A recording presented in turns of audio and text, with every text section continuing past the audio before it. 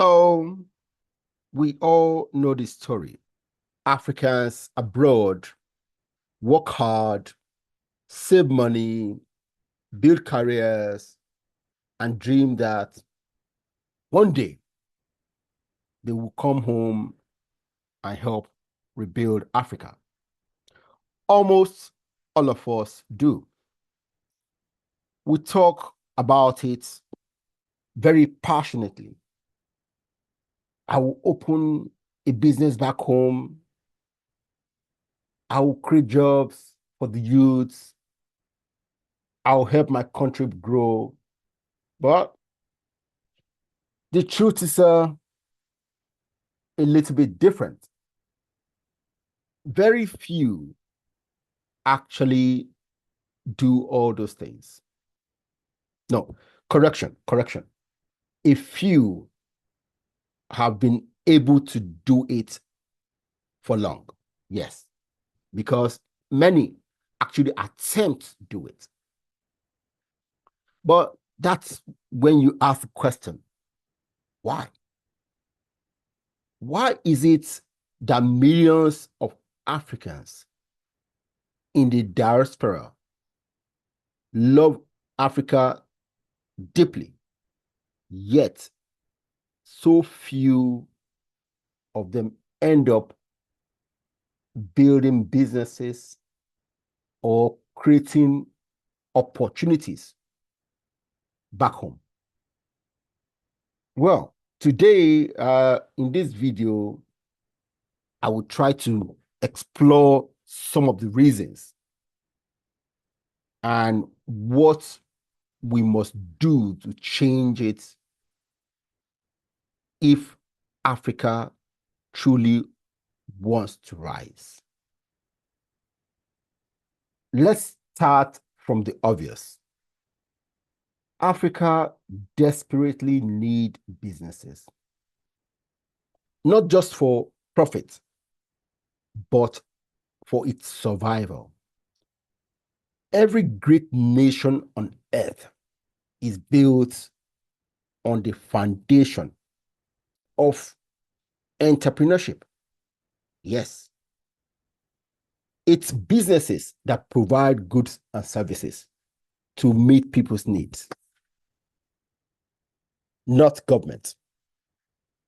It's businesses that create jobs for millions of young people entering the job market every single year, not government. Africa has one of the fastest growing population. Right now, over 1.4 billion people, and most of them are under the age of 25. That means that every year, tens of millions of young Africans are looking for a job. But if we don't build enough businesses, where will those jobs come from? We cannot depend on government or NGOs to fix employment. Like I said earlier, the government is not the one creating jobs. Only entrepreneurs can do that. Africa doesn't need more aid. Now, well, the story of USC ID, at least it has shown everybody what those aid do. They are not for the benefit of Africa. Africa needs builders, people who are willing to take risk, create jobs, and produce a lot of value. So, if the need is clear, why are so few Africans abroad investing or building businesses back home? Well, the reasons are many, and they are all real. Let's start with the ones that will be palatable to many Africans to hear and digest. In many African countries, starting a business is harder than it should be. Registering a company can take months, even years, instead of a few days or even hours. You will move from one office to the other, collect endless documents, and face officials who expect some extra to move your files. Interesting. See, the interesting thing is that those officials have never started the business. They don't know how a business works, but yet you need to jump the hoops they create. Well, it's everywhere. Government officials are not the most competent people in the things they ask other people who are actually competent to provide. Anyway, in countries like the UK, the US, you can register a business online in less than 1 hour. I have done it several times. In Africa, that same process can take half a year. And that alone discourages many diaspora Africans from even trying. Another one, government regulations are often unclear or unpredictable. Today, you meet one rule. Tomorrow, the policy changes. Corruption adds another layer of frustration. Because instead of a system that rewards honesty, you often find one that punishes it. Many diaspora Africans tell the same story. I have mine, my friends have theirs. Every government official wants a bribe. Well, that didn't happen to me, but I know people who that has happened to. When a system doesn't respect integrity, good people stop participating. And that's a fact.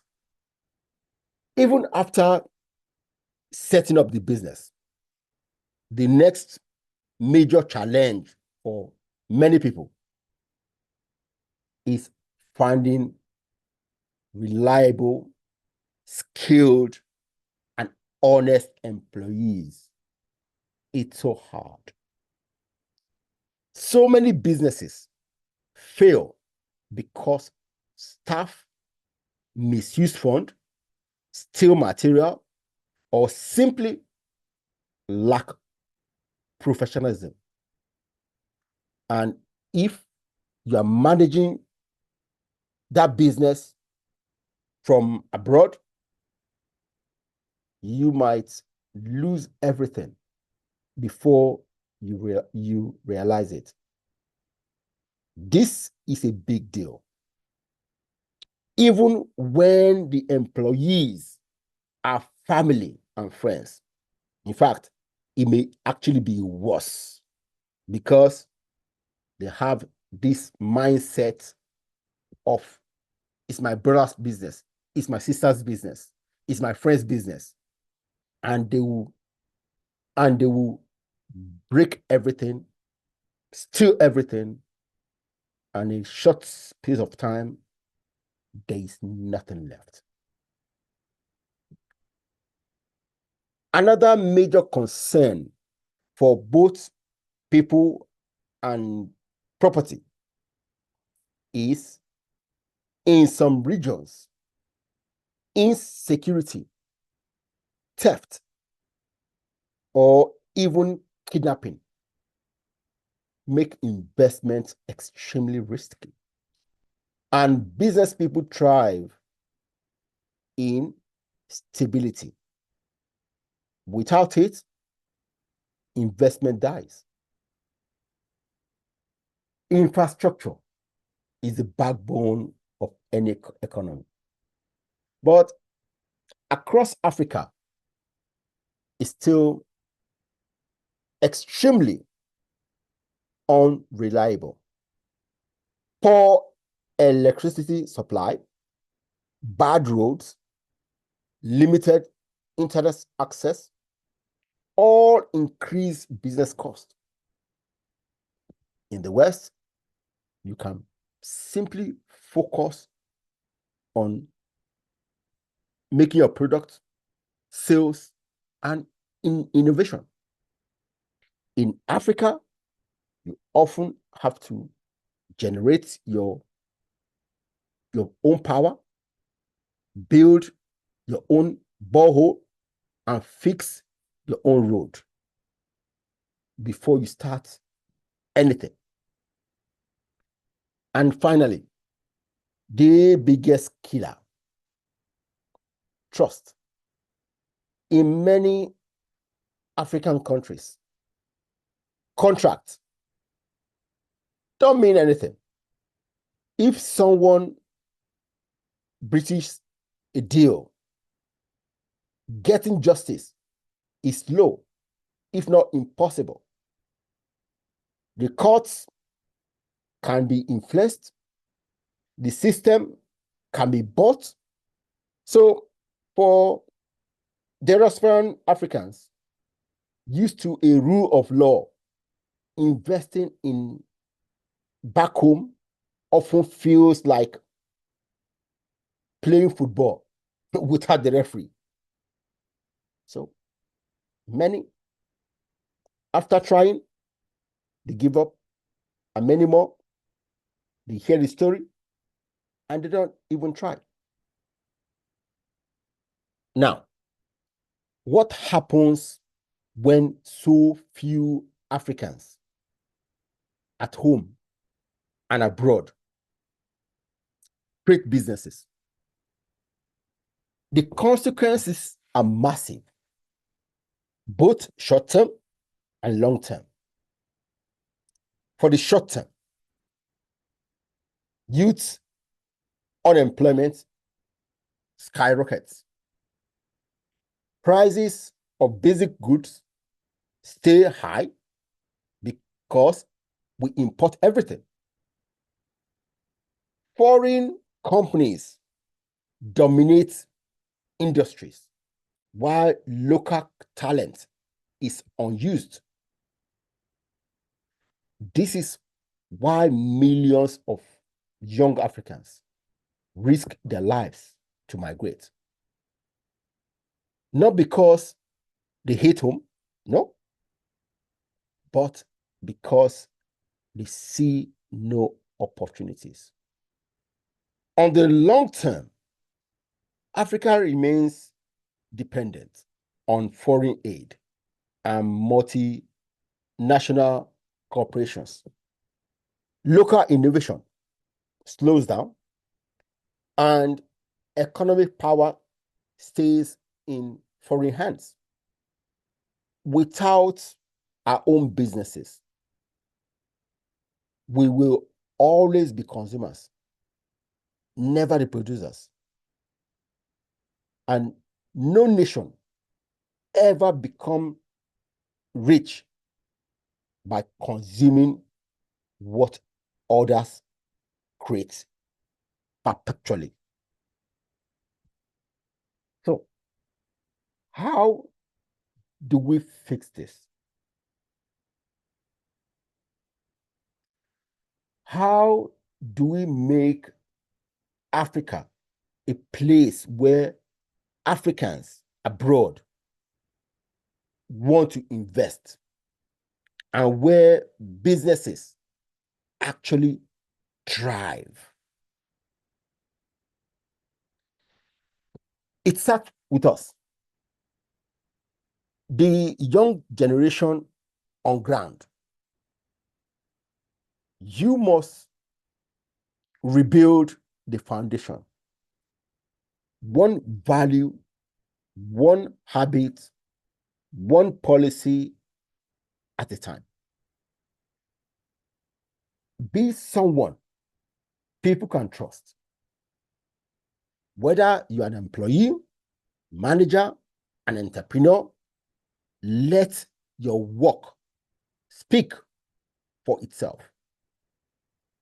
When diaspora Africans know they can trust local partners, investment will follow.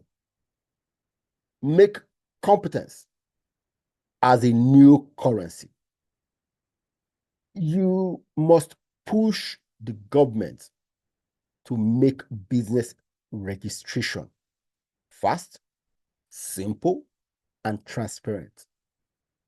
It's a basic need for businesses to thrive. Digitize the process, cut out middlemen. Every extra signature or office visit kills an opportunity. So as little as necessary. In fact, for me, like I said, I've registered several businesses here in the UK. So I know you don't need to go and see anybody. If the process is digitized, Africa doesn't need just investors. It needs skilled operators. If we learn management, accounting, engineering, and digital skills, we can become partners, not just dependents. And partners build trust. Young Africans must demand that leaders protect businesses instead of exploiting them. Without security, contracts, and justice, no economy can grow. No matter how talented the people are. And above all, we must change how we think. Stop seeing Africa as a charity case and start seeing it as a business opportunity.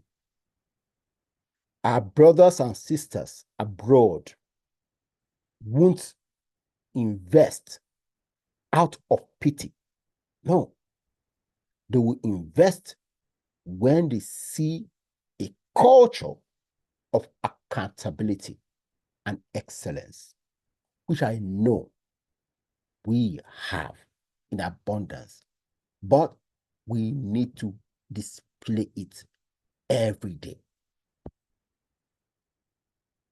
Africa's future won't be built by foreigners. I've said this several times. And it won't be built by government alone. In fact, as little as possible, the government should just stay on its lane, provide the enabling environment, and leave us to do the work. Yes, it will be built by Africans, those at home and those abroad, who decide to create and complain as little as possible. Our diaspora has the skill, money, and exposure. Those of us at home, we have land, youth, bokudo, and energy. Have you ever seen this movie, Field of Dreams? Kevin Costner, yes, it's an old movie. It's at least 20 years old. That's this. I watched it when I was young. I was early 20s, I think. Ooh, that's been a long time. This phrase, build it and he will come. Yes. You see, if we fix our system, rebuild trust, and reward integrity, our business-minded Africans in diaspora will come. Yeah, they will come. I know they will come because I've spoken to many who are already there, but they are one foot in, one foot out. But if we do this, they will flood in. You see, the truth is simple. When Africa becomes a place where honesty thrives, business will too. And that's when the dream of a strong, self-sufficient Africa will finally become a reality. If you enjoyed this video, please give it a thumbs up, and please put your comments. All right. And if you haven't subscribed to this channel, please kindly do so, because your help is needed to spread the message. All right. Thank you very much.